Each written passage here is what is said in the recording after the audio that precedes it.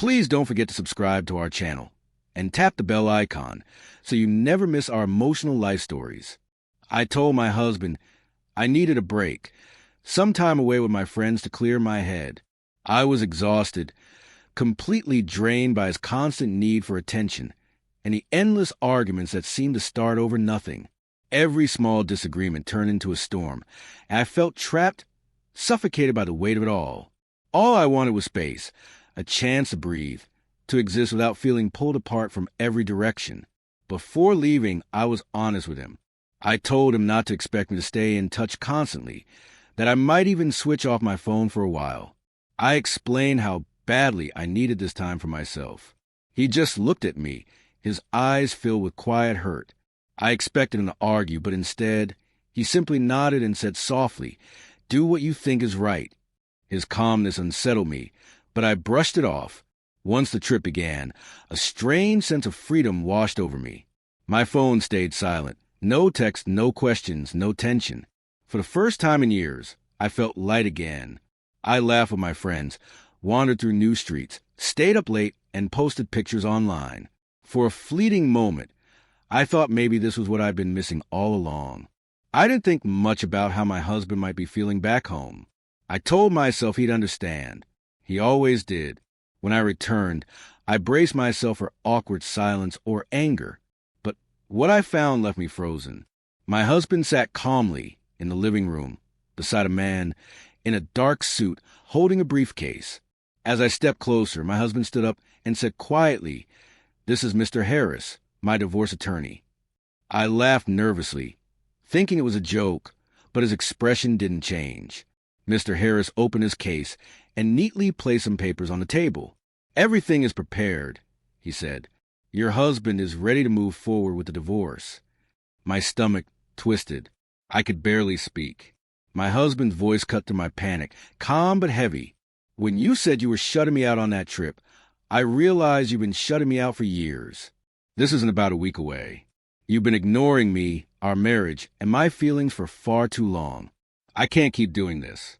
I won't fight for someone who doesn't want me." His words pierced deeper than any argument we'd ever had.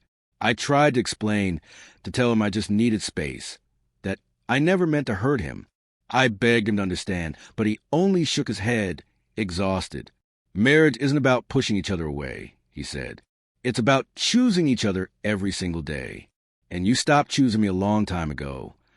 Tears blurred everything as memories came flooding back. His small gestures, the morning coffees, staying up late when I was delayed, holding my hand during walks. All those times I brushed him off, saying I was tired or too busy. Each memory cut like glass. The lawyer slid the papers toward me and said I didn't have to sign immediately. But the process had already begun. My husband turned and went upstairs, leaving me staring at the documents that threatened to tear my life apart. I wanted to chase after him, to promise I'd change, but fear and pride froze me in place. In the days that followed, I tried everything to fix what I'd broken. I cooked his favorite meals, filled the house with comforting scents, and left tear-stained letters on his pillow. I told him I was sorry, that I finally understood. I reached for his hand at dinner, brushed past him in the hallway, hoping for a spark, but he stayed distant. Dinners were silent. My messages went unanswered, and when I tried to hold him, he gently stepped away, not with anger, but with a painful calm that hurt more than shouting ever could. A wall had formed between us, and I was pounding helplessly on the other side. Nights were the hardest. Lying beside him, I missed the late-night talks, the quiet warmth. I kept remembering all the times he tried to connect and how I dismissed him. The silence now was suffocating. One night, I broke down completely, sitting on the edge of the bed with tears streaming down my face. I begged him for one more chance to rebuild, to start again. He looked at me with tired eyes and said quietly, "I don't trust you anymore. I needed you then, not because you're scared of losing me now." His words shattered me more than the divorce papers ever could. That was the moment I finally saw the loneliness he had lived through, the years he carried our marriage alone while I drifted farther away. Even now, I wake up wishing for a miracle, hoping he'll believe our story isn't over. But every day, the distance between us grows. Deep down, I know sometimes love comes too late. I pleaded, cried, promised change, but he remained calm, unmoved. His quiet indifference cut deeper than anger ever could. One night, I asked him if there was any way to change his mind. He met my eyes and said softly, "No. The moment you decided I wasn't worth your time, you already answered that." Then he walked away, leaving me surrounded by regret.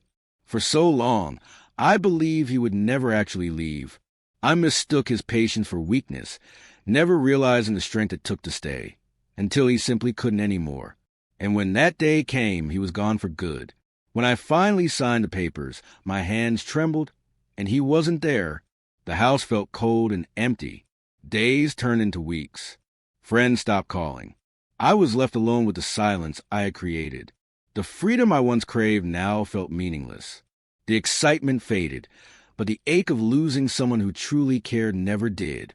Eventually, he moved out completely, starting a new life beyond my reach. I saw him once from a distance, walking beside another woman, smiling, looking alive in a way I hadn't seen in years. He didn't leave because of her. He left because of me, because I pushed him away again and again until he had nothing left to hold on to. That trip, the escape I thought I needed, ended up teaching me the harshest truth of all. Love isn't supposed to be convenient. Real love means showing up, even when it's hard. I learned that lesson too late, after losing the only person who ever truly loved me.